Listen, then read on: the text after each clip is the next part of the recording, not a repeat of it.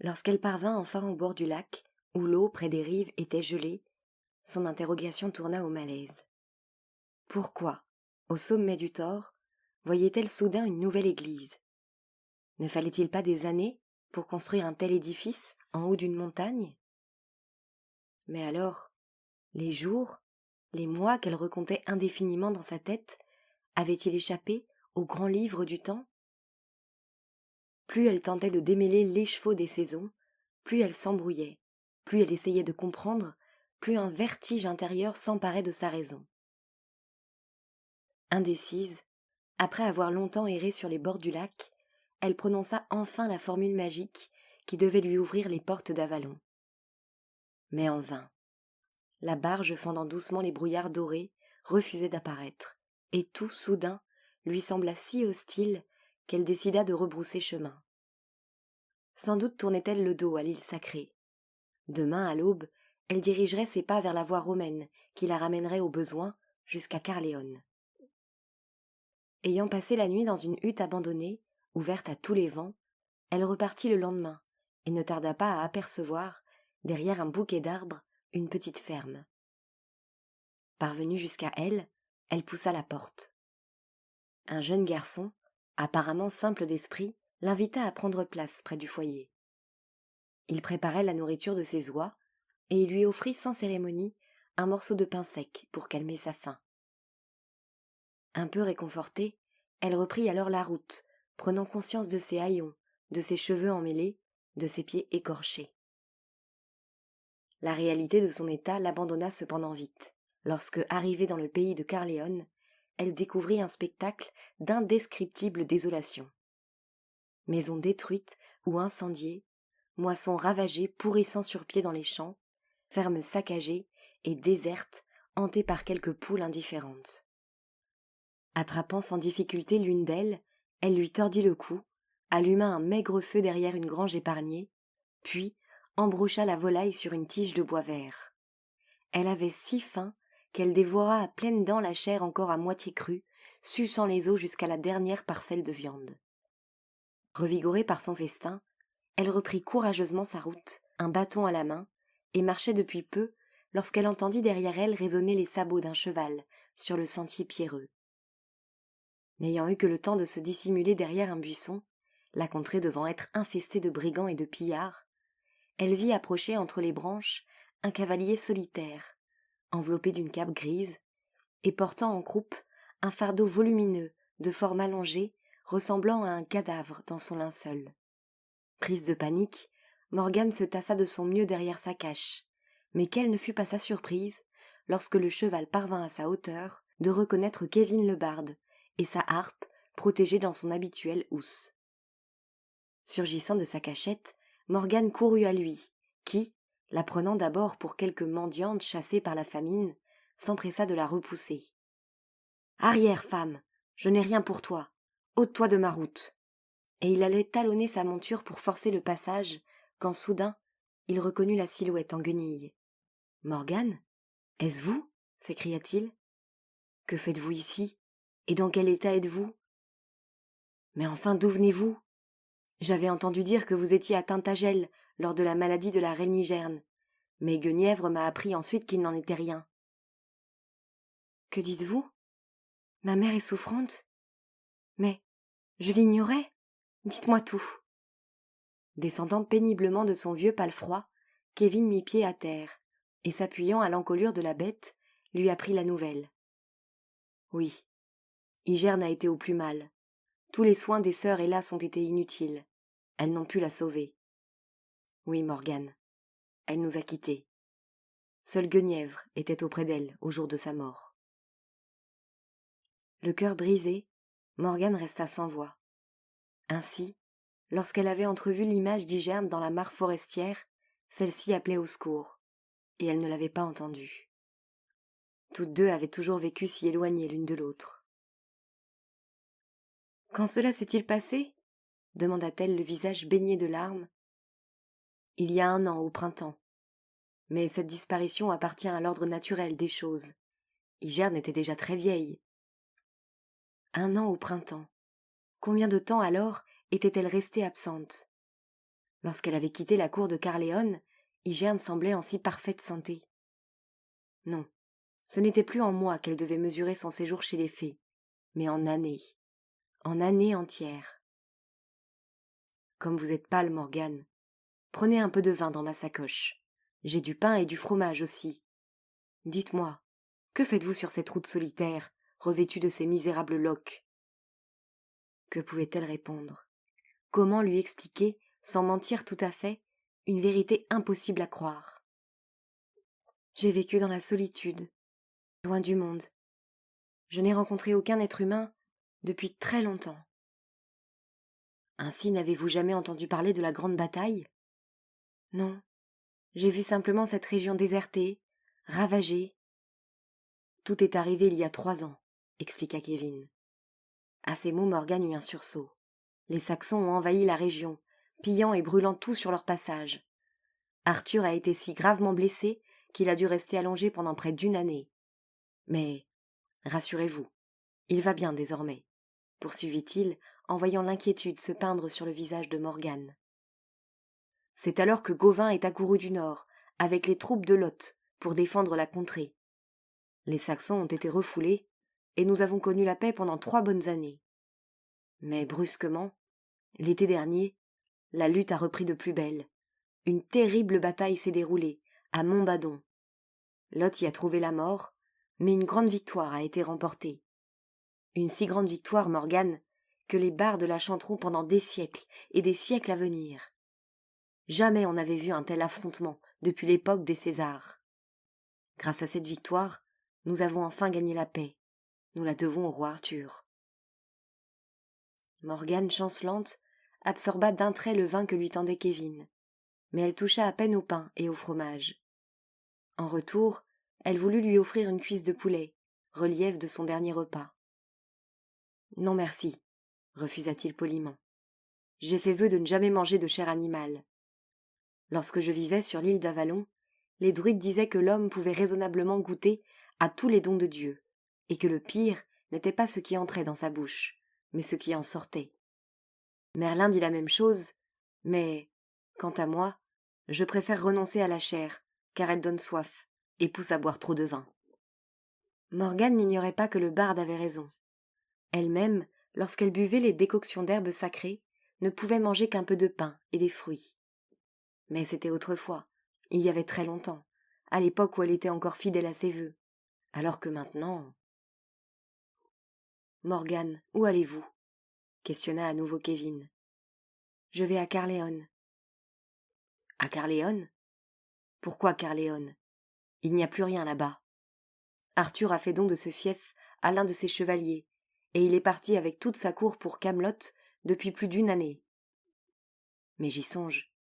Si vous ignorez tout de ce combat épique, vous ne savez sans doute pas davantage qu'Arthur a trahi Avalon, et les tribus. » Morgane tressaillit. Arthur avait trahi. Ainsi Ravenne, le cri, chuchota-t-elle intérieurement. A-t-il vraiment livré ses alliés aux troupes saxonnes ? S'entendit-elle demander, le cœur battant. Non. Mais, sur l'insistance de Guenièvre, à la veille de la bataille de Montbadon, il a abandonné l'emblème du dragon pour celui de la croix du Christ.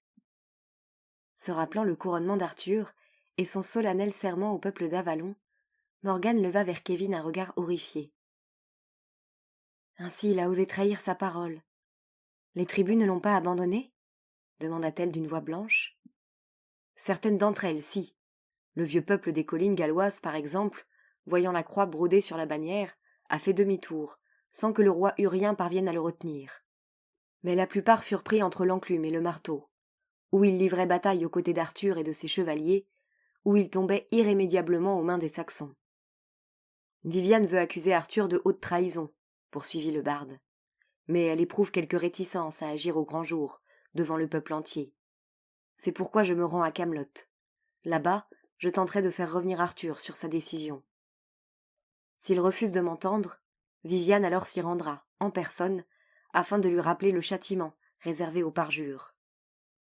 Personnellement, j'aurais agi beaucoup plus sévèrement, mais ainsi en a décidé la Dame du Lac. Voilà, Morgane, vous savez tout. Désormais il nous faut repartir. Mon cheval peut nous porter tous deux. J'aimerais arriver à Camelot dès demain. Merci, Kevin, mais je préfère marcher à vos côtés, répondit Morgane en aidant l'infirme à enfourcher sa monture. Ce dont j'ai pour l'instant le plus besoin, c'est un couteau, car j'ai perdu le mien et quelqu'un qui puisse réparer mes bottes. À quelques lieues de là, ils trouvèrent bientôt, niché au creux d'une gorge solitaire, un hameau épargné, où Morgane put faire arranger ses bottes et acheter une dague de bronze. Lorsqu'ils reprirent leur route, quelques flocons tourbillonnaient dans un ciel menaçant. Aussi, plutôt que de risquer d'être surpris en rase campagne par une tempête de neige, Kevin proposa-t-il de s'arrêter avant la nuit dans une étable abandonnée qu'ils connaissaient. Côte à côte, ils dormirent à même le sol, frileusement emmitouflés dans leurs vêtements. Morgane, en dépit de sa fatigue extrême, se réveilla aux premières lueurs de l'aube. De pâles rayons, s'infiltrant à travers les pierres mal jointes, lui révélèrent la repoussante saleté des lieux. Elle en eut la nausée. Elle, Morgane, duchesse de Cornouailles, prêtresse d'Avalon, avait passé la nuit dans cette étable. Quelle déchéance! Qu'ai-je fait de ma vie? S'interrogea-t-elle douloureusement, plus meurtrie encore dans son âme que dans son corps, frissonnant davantage d'angoisse et de remords que de froid et de solitude. J'ai laissé ma mère mourir seule, loin de moi, j'ai abandonné mon enfant, j'ai trahi Viviane, je me suis lâchement renié moi-même. Qu'avez-vous, Morgane? Murmura tout près d'elle la voix douce de Kevin en l'entendant pleurer. Alors, pour toute réponse, Morgane, éclatant en sanglots, se jeta dans les bras du barde. « Mon Dieu, vous acceptez de poser votre tête sur mon épaule ?» chuchota-t-il tout ému, caressant tendrement ses cheveux. « Vous ne me fuyez pas, comme toutes les autres, en dépit de mon corps difforme, de mes jambes tordues, de mes mains mutilées ? Kevin, Kevin, vos mains créent la plus belle musique du monde. Pourquoi donc vous fuirais-je ? Toutes les femmes, hélas, ne parlent pas comme vous, répondit le barde d'une voix si malheureuse que Morgane sentit ses propres chagrins fondre devant une telle détresse. Je leur fais peur, et, même au feu de Beltane, les servantes de la déesse s'arrangent pour être loin de moi, afin de ne pas se retrouver dans les bois, en ma compagnie. Ne voulant pas les obliger à supporter mes infirmités, je les fuis donc à mon tour. Voilà pourquoi il ne m'a jamais été donné d'aimer une femme. Jamais. Pardonnez-moi, je ne devrais pas vous dire tout cela, mais avoir tout à l'heure senti votre tête sur mon épaule, votre corps contre le mien, m'a rendu si heureux. L'amertume de telles paroles, l'indicible douleur de son regard, remuèrent Morgane à tel point qu'elle se pencha spontanément sur son visage. Hormis ces cicatrices affreuses, il ne manquait ni de beauté, ni d'attrait. Ne pensant d'abord qu'à lui dispenser un peu de vraie tendresse, elle lui baisa le front, puis les joues et les lèvres. Mais, lorsqu'elle vit briller dans son regard l'étincelle d'un bonheur auquel le malheureux n'avait jamais goûté, un profond désir de lui faire don d'elle-même s'empara d'elle. Oui, lui aussi avait le droit de connaître le grand élan universel. Elle voulait, telle la déesse généreuse, lui apporter la joie et la consolation.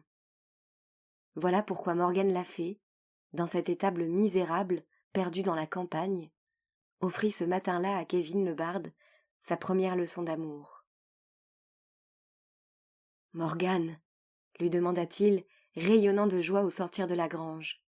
« Morgane, dites-moi, où aviez-vous disparu toute cette éternité ?»« Je ne le sais exactement, » éluda-t-elle. « Loin, très loin, hors de ce monde, me semble-t-il. J'essayais d'atteindre Avalon, mais n'y parvenais pas. La voie m'était interdite. Je me suis retrouvée alors ailleurs, en marge du temps, dans un monde de rêves et de sortilèges, un monde immobile, un monde d'amour et de musique. Moi aussi, me semble-t-il, j'ai séjourné un jour dans cet étrange au-delà. Moi aussi, j'ai entendu leur musique enchanteresse. Peut-être y retournerai-je bientôt, pour ne plus revenir. Là-bas, les femmes ne se rient pas de moi. Elles m'aiment pour ma musique. Mais allons maintenant, Morgane. Ce soir, nous devons être à Camelot. Nous arriverons ensemble. Toute la cour d'Arthur croira ainsi que vous venez d'Avalon, en ma compagnie. Il s'arrêta un instant, la regarda longuement avec des yeux tout à la fois de vraie reconnaissance et de mélancolie. Morgane, merci. Vous m'avez fait le plus beau des dons. C'est alors, comme il effleurait de ses doigts son front, l'arête fine de son nez, ses lèvres, la courbe délicate de son menton, que brusquement se produisit dans l'air une explosion de lumière. Morgane venait de détacher son regard du sien, et elle entreaperçut dans un éclair le visage ravagé du barde. Entouré d'un cercle de feu, il paraissait brûler sous l'effet d'une douleur insoutenable. Puis, les flammes envahirent tout son corps, et il devint une torche vivante. Morgane poussa un cri et arracha sa main de celle de Kevin, qui parut stupéfait de la voir reculer. « Morgane, qu'avez-vous » ? « Ce n'est rien, rien. Je me suis tordu la cheville, » murmura-t-elle en détournant la tête. Mais Morgane ne connaissait que trop la fatale signification de cet éblouissement, bref et cruel. Elle avait vu la mort par le feu. Que signifiait donc cette vision ? Les traîtres eux-mêmes ne mouraient pas ainsi. À moins qu'elle n'ait plongé sans le vouloir dans le passé du barde, quand le destin l'avait à jamais marqué dans sa chair. « Partons, » dit-elle si brusquement que Kevin sursauta. « Partons, ne restons pas ici une minute de plus. »